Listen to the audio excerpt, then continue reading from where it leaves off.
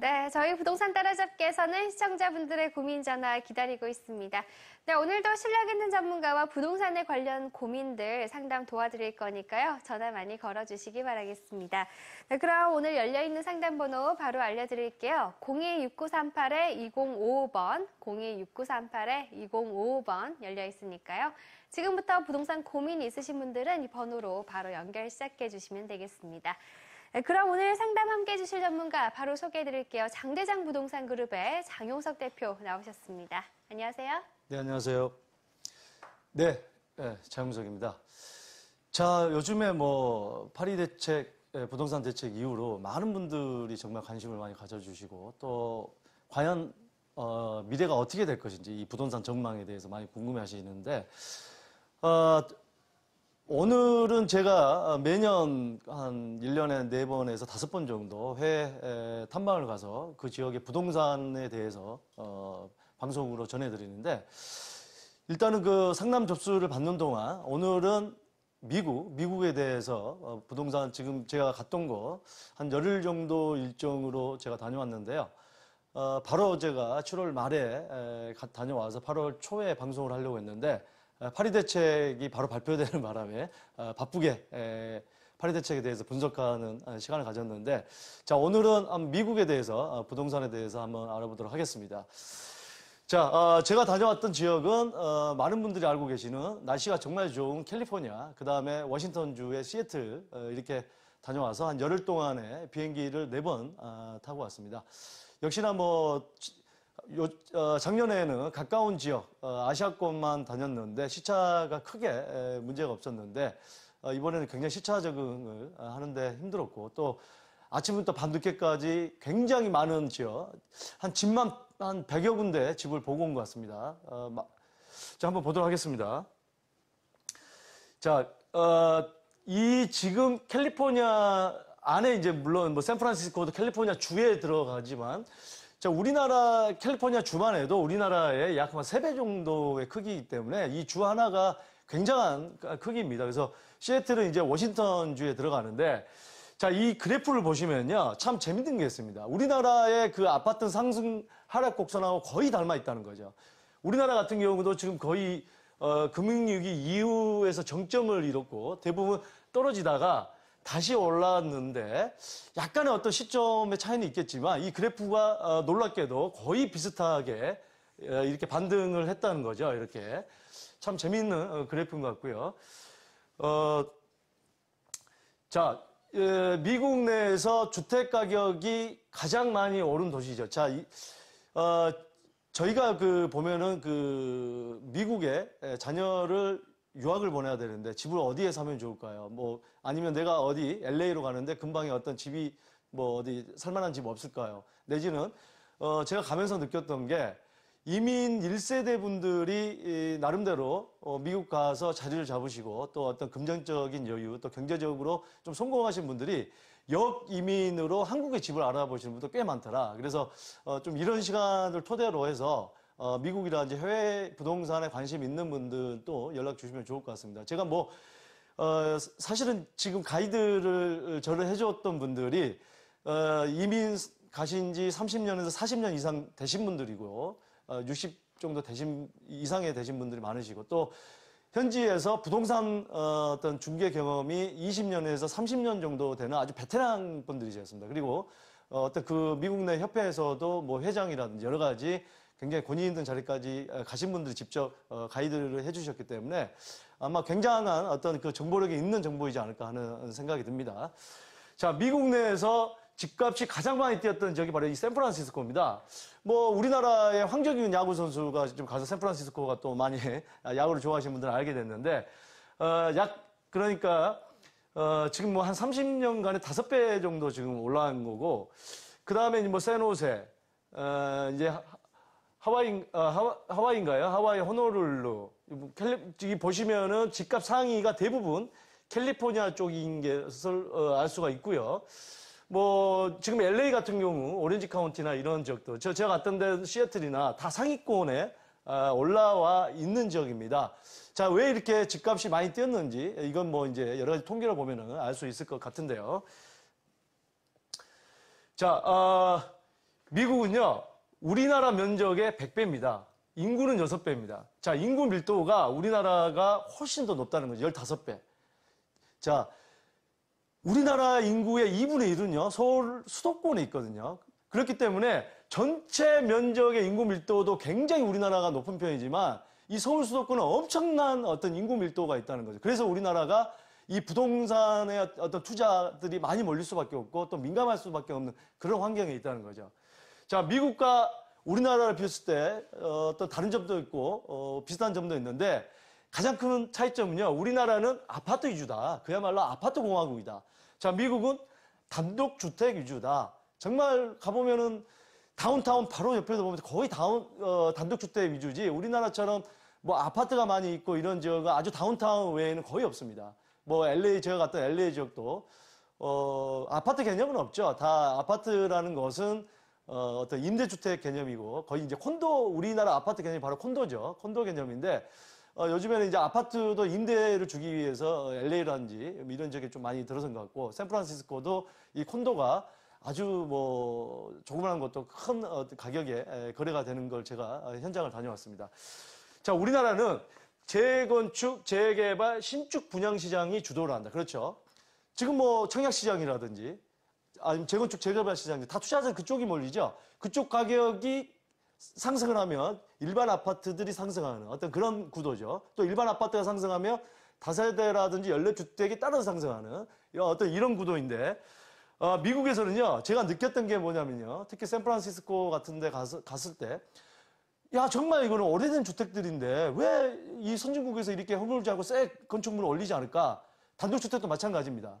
그랬더니 거기 현지에서 오래 계셨던 중개업을 하셨던 분이, 미국은 단독주택도 자기 앞에 있는 나무도 함부로 못 뺀답니다. 오래된 나무는 보호해야 되고요. 또 건축물도 유명한 어떤 건축가라든지 오래된 건축물은 함부로 재건축 못 합니다. 내 재산이지만 내가 함부로 못하는 거죠. 그래서 우리나라처럼 30년만 되면 아파트를 갖다가 다시 짓고 물론 뭐 우리나라도 환경상 예전에 지었던 아파트 건축물들이 뭐 콘크리트라든지 이런 환경들이 오래 가지 못하는 환경도 있겠고 최근에 제가 어떤 그 칼럼을 봤는데요. 우리나라가 겨울에 더 추워지고 여름에 더 더워지기 때문에 이번 여름도 굉장히 더웠죠. 뭐 40도 가까이 육박하는 지역도 있었는데 연교차, 그러니까 일교차가 아닌 연교차가 50도 이상 차이 나면은 그만큼 콘크리트 수명이 또 줄어든다고 한답니다. 그래서 뭐 이런 이유도 있겠지만 여러 가지 환경도 있다는 것을 알아둬야겠죠. 어쨌든 간에 재건축 연한도 문제죠. 40년이던 것을 2014년도에 30년 연한으로 해서 재건축을 그때 어떤 그 좀 좀처럼 되살아나지 않았던 그 경기를 건설, 부동산으로 살리기 위해서 모든 규제를 풀어줬던 거죠. 이런 또 어떤 차이점이 있는 거죠. 그래서 정말 다르다. 정말 다르다는 걸 저는 느꼈습니다. 대한민국과 우리나라와 미국. 중국은 좀 더 다릅니다. 중국은 투자자들 많이 우리나라처럼 몰려서 어떤 정부의 규제가 있는 쪽이고요. 미국은 그렇지 않고요. 규제가 전혀 없습니다. 예. 작년에 제가 뭐 방송에서 말씀드렸지만 상해 같은 경우는 그 분양시장을 갔는데 외지인은 한 채 이상 못 사게 하는 그런 또 제도로 어떤 그 투자 수요를 묶어두는 그런 제도도 있었고요.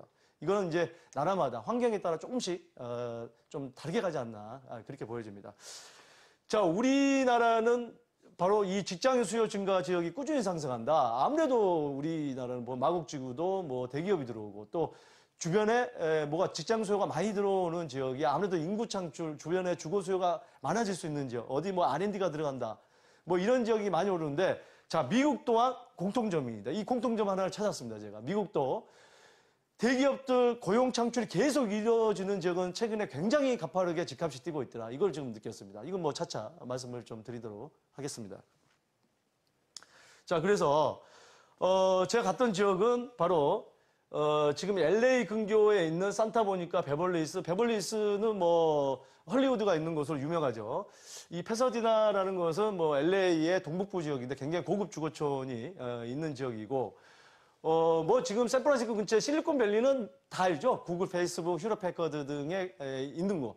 또 이 지역에 애플의 잡스가 예전에 살았던 곳도 제가 다녀왔는데 이 지역이 집값이 많이 뛰고 있는 지역이고 제가 그리고 이 시애틀, 워싱턴주에 있는 이 시애틀도 최근에 아마존이라는 기업에서 어마어마하게 고용 창출이 이루어지면서 집값이 굉장히 반등했던 지역이죠. 그래서 뭐 세 지역의 차이는 있습니다만 차차 말씀을 좀 드리도록 하겠습니다. 자, 제가 이제 뭐 이런 그 미국 부동산협회 모임에 참여했던 인증샷입니다. 사진을 안 보여주면 믿질 않아요. 직접 다녀온 사진을 제가 올려놔봤습니다. 자, 첫 번째는 캘리포니아주인데 이 캘리포니아 지는 미국 서부주죠. 뭐 우리 LA가 있고 또 우리 야구 선수 류현진이 있는 곳으로 유명한데 전에는 뭐 박찬호도 있었고요. 자, 이 한 개의 주가 바로 우리나라의 4.3배입니다. 우리 남한에. 또 인구도 거의 4천만 명으로 우리나라 인구의 약 80% 정도가 있는 큰 주죠. 미국에서 가장 잘 사는 주라고 하는 주입니다. 지금 이 공통점은 대부분 바다랑 가까운 곳이다. 물가에 가까운 곳이다. 지금 이런 또 공통점이 있을 것 같습니다. 또 공통점은 날씨가 굉장히 좋습니다. 그래서 거기서 만났던 분들은 정말 그 날씨에 대해서 너무 좋아서 계속 살고 있다. 이런 말씀을 많이들 했던 거고요. 자, 이 캘리포니아주가 여의도의 21배인데, 지금 이제, 패서디나죠. 이 패서디라는 곳이 로스앤젤레스, LA죠. 그래서 동북부에 위치하는데 굉장히 고급촌들이 많이 있었어요. 그래서 단독주택도 보면은 10억에서, 뭐 50억, 그 이상도 있었는데, 자, 여기는, 사실 중국 분들이 굉장히 많이 와서, 자, 우리나라도 마찬가지입니다. 예전에 제주도 같은 경우도 굉장히 중국 분들이 많이 투자해서 제주도 많이 올랐다. 뭐 하는데 제가 해외를 가보면 어느 지역이고 중국 사람들이 와서 주택 가격이 안 올라가는 지역이 없습니다. 전 세계에서. 그만큼 인구가 많고 또 경제 성장이 급성장하다 보니까 거기에 따른 여러 가지 원인이 있을 것으로 보이는데 이 지역도 그 중국 분들이 가격을 많이 올랐던 것 중에 하나가 바로 중국에서 캐시백이 예전에 됐었습니다. 지금은 이제 여러 가지 자금이 묶여 있는데 그런 부분 때문에 집값이 많이 올랐는데 제가 현장에 가서 한번 느꼈던 그게 일어났던 고급 주택인데요. 에피소드를 하나 들었는데 5살 먹은 자녀랑 같이 왔는데 5살짜리 먹은 자녀가 나 이 집 마음에 들어 하니까 이거 얼마면 되냐. 그래서 거기서 그냥 몇 억을 더 주고 바로 계약을 했다는 그런 에피소드가 있을 만큼 그렇게 돈 많은 분들이 와서 집값을 많이 올려놔서 이쪽에 집값이 뛰는 원인 중에 하나다. 최근에는 여러 가지 지금 뭐, 시진핑이 어떤 어떤 부패 드라이브라든지 여러 가지 어떤 부패 척결이라든지 그런 문제 때문에 자금이 많이 못 빠져나오는 그런 부분도 있지만 아무튼 간에 이런 에피소드도 있다는 거죠. 이런 지역들이 뭐, 그냥 가보면 그냥 뭐 30억, 40억, 50억 합니다. 정말 비싼 단독주택들이죠. 예. 자, 그 다음에는 자, 베벌리힐스죠. 우리가 아주 그 헐리우드가 있는 지역의 고급 영화 배우라든지 뭐 굉장히 어떤 그 부자들이 많이 사는 지역인데 캘리포니아 주 서남부 지역이죠. 바로 이 지역인데 우리가 LA를 중점으로 했을 때 서쪽에 있는 지역인데 여의도의 5.2배고요. 인구는 약 34,000명인데 이 지역은 꾸준한 수요가 있다. 자, 우리나라로 치면은 그냥 부천들, 뭐 한남동의 단독주택이라든지 뭐 평창동이라든지 여기는 투자 수요보다는 그냥 부자들이 줄 서서 기다리는 지역. 아까 그 지역도 마찬가지입니다만 그런 지역들이 있다는 거죠. 자, 이런 뭐 베벌리힐스도 고급 주택들이 있었고 지금 뭐 보시다시피 이런 오래된 나무도 함부로 자기 집에 있는 단독주택의 나무라고 해서 함부로 자르지 못한다. 이게 미국 부동산의 특징이고요. 다음에 이 산타모니카는 많은 분들이 알 겁니다. 바로 해변가인데 우리나라 드라마의 어떤 그 배경으로도 나왔던 이 지역인데 여의도의 7.6배고요. 이 지역에서는 다운타운에서 가장 가까운 어떤 그 휴양지인데 여기는 방갈로 하나에도 뭐 굉장히 비싼 조그마한 거 하나에도 뭐 10억 가까이 되는 그런 어떤 그 바로 해변이 보이는 지역이 있을 만큼 굉장히 어떤 그 비싼 지역 중에 하나라는 거죠. 네. 자, 이건 뭐 바닷가인데요. 자, 뭐 아무튼 간에 이 지금 제가 말씀드린 캘리포니아 이 주변도 최근에 인구가 증가하면서 계속 수요가 많이 늘면서 2008년 이후로 아까 그래프를 보여드렸지만 꾸준히 상승하는 지역이다. 단독주택이 뭐 아주 조금 떨어진 지역은 뭐 수억 원대도 있겠지만 대부분 1, 20억대부터 100억대 이상까지 가는 고급 단독주택이 모여있는 지역이다라고 볼 수 있겠습니다. 이번에는 이제 샌프란시스코로 좀 와보도록 하겠습니다. 뭐 시간이 짧습니다만 저도 뭐 이제 제가 아주 전문적으로 아는 건 아니지만 제가 경험했던 것, 또 20년, 30년 부동산 현지에서 하셨던 분들의 어떤 압축된 내용을 지금 전달해 드리는 거기 때문에 그만큼 어떤 내용 면에서는 굉장히 어떤 양질의 내용이다, 이렇게 좀 보셔도 좋을 것 같고, 또 세미나 때 오시면 또 이런 부분에 대해서 다시 한번 구체적으로 또 말씀을 드릴 수 있는 시간이 있을 것 같습니다. 자, 이 샌프란시스코는 제가 비행기 타고 샌프란시스코 왔는데 이제 서부 캘리포니아의 서부에 위치하고 있는 지역이죠. 샌프란시스코는 여의도의 42배, 서울의 약 20% 정도의 면적이고, 인구는 여의도 면적 아니죠. 86만 명이니까 서울의 약 한 7, 8% 정도 되는 그런 인구입니다. 이 지역은요, 샌프란시스코나 지금 실리콘밸리 이 지역은 미국의 2008년 이후로 대부분의 지역들이 부동산이 떨어졌을 때 이 지역은 떨어지지 않았습니다. 자, 그 이유는 바로 실리콘밸리에 있는 구글이라든지 페이스북이라든지 이런 어떤 굴지의 그런 회사들이 계속 성장을 하면서 이쪽으로 실리콘밸리 쪽으로 모여들면서 가격이 상승했던 거죠. 제가 말씀드렸죠. 이 대기업이 들어가는 지역의 부동산은 전 세계 어디를 막론하고 급등한다. 이렇게 좀 결론을 내리면 좋을 것 같습니다. 그래서 우리나라도 뭐 지금 강남에 현대자동차 들어오면은 그 파급 효과는 중심권에 그런 어떤 대기업이 들어온다. 그 파급 효과는 어떻게 갈지 여러분께서 상상을 해 보시면 좋을 것 같습니다. 지금 제가 이제 샌프란시스코 다운타운에서 바로 내려다보는 그 콘도를 갔다 왔었는데요.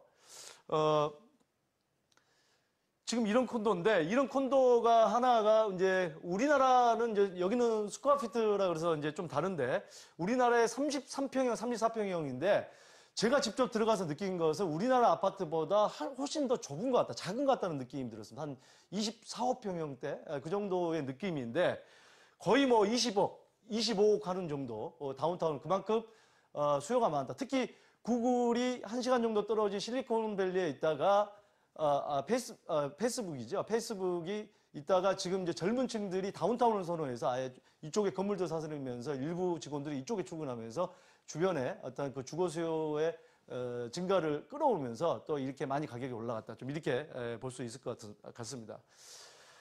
자, 마지막으로 이제 이 실리콘밸리는 바로 조금 전에 말씀드렸지만 샌프란시스코에서 열차도 있습니다. 열차로 한 40분 정도 걸린다고 합니다. 그래서 이 지역은 우리가 모두 아는 이 실리콘밸리, 이 지역은 뭐 애플이라든지 구글이라든지 이베이라든지 야후라든지 뭐 이름만 되면 전 세계 사람들이 다 할 수 있는 이런 기업들이 있는 지역으로서, 자, 이 지역 같은 경우도 지금 제가 뭐 많이 돌아봤지만 이 집값이 엄청나게 많이 뛰고 있고, 특히 이게 이제 실리콘밸리의 바로 그러니까 일자리가 이렇게 늘어나면서 집값이 꾸준히 뛰고 있다. 이런 어떤 그 통계가 지금 나오고 있고요. 이런 고급 주택, 특히 고 애플의 잡스 어떤 CEO 잡스 같은 경우가 바로 이 지역에 살았던 지역이고, 자, 마지막으로 이제 워싱턴의 시애틀로 가보면요, 여기도 정말 이 날씨가 좋고 그러는데 워싱턴 주의 남부에 주거 하는데 여의도 면적의 75배, 서울의 약 3분의 1이고 인구가 70만 명입니다. 미국에서 현재 가장 빠르게 인구 증가하고 있는 지역입니다. 자, 실리콘밸리나 샌프란시스코는 꾸준히 증가했던 지역이지만 여기는 2008년 금융위기 때 집값이 반토막 났었는데 바로 아마존이라는 세계적인 기업이 어마어마하게 고용 창출이 일어나면서 주변에 집값이 가장 가파르게 오르고 있는 지역이 바로 이 지역이다. 특히나 뭐 유명 커피 브랜드의 1호점도 바로 여기에 있죠. 자, 이래서 제가 이제 드리고 싶은 말씀은 미국이든 한국이든 이렇게 대기업들이 들어오고 일자리 창출이 많이 되는 지역은 가파르게 집값이 오른다. 이런 지금 결론이 나올 수 있을 것 같습니다. 자, 미국 부동산은 지금 뭐 시간 관계상 짧게 여기서 좀 맞춰야 될 것 같고요. 다시 고민 상담으로 들어가도록 하겠습니다.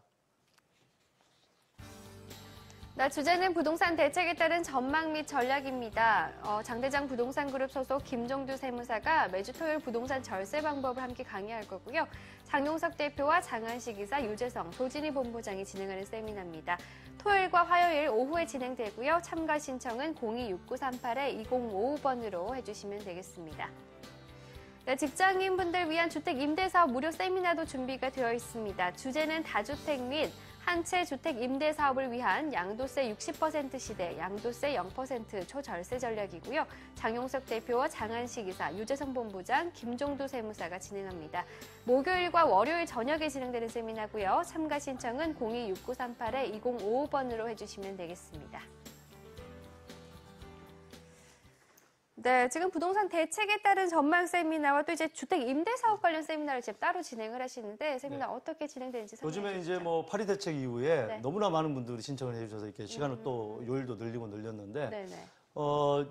일반적으로 이제 뭐 상담을 하다 보면 개인 환경에 따라서 다 그 어떤 처분해야 되는 부동산, 사야 되는 부동산, 또 뭐 주택임대 사업자를 내야 되는 거 다 다르거든요. 그런 면에서 볼 때, 뭐 이 부동산이라는 게 수학처럼 1 더하기 1은 2 이렇게 떨어지는 게 아니고 사람에 따라서, 지역에 따라서 또 어떤 타이밍에 따라서 다 다르기 때문에 거기에 대한 어떤 전략. 그 다음에 주택임대사업자가 이제 지금 나오고 있습니다. 그 발의를 하려고 하는 게 3주택자 이상은 무조건 주택임대사업자 등록을 의무화하겠다. 이런 얘기들도 나오고 있습니다.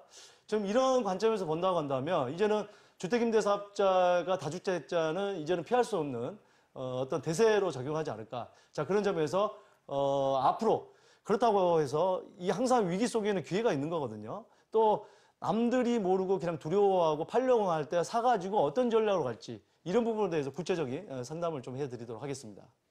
네, 지금까지 함께해 주신 전문가는요. 장대장 부동산 그룹의 장용석 대표였습니다. 오늘 감사합니다. 네, 감사합니다.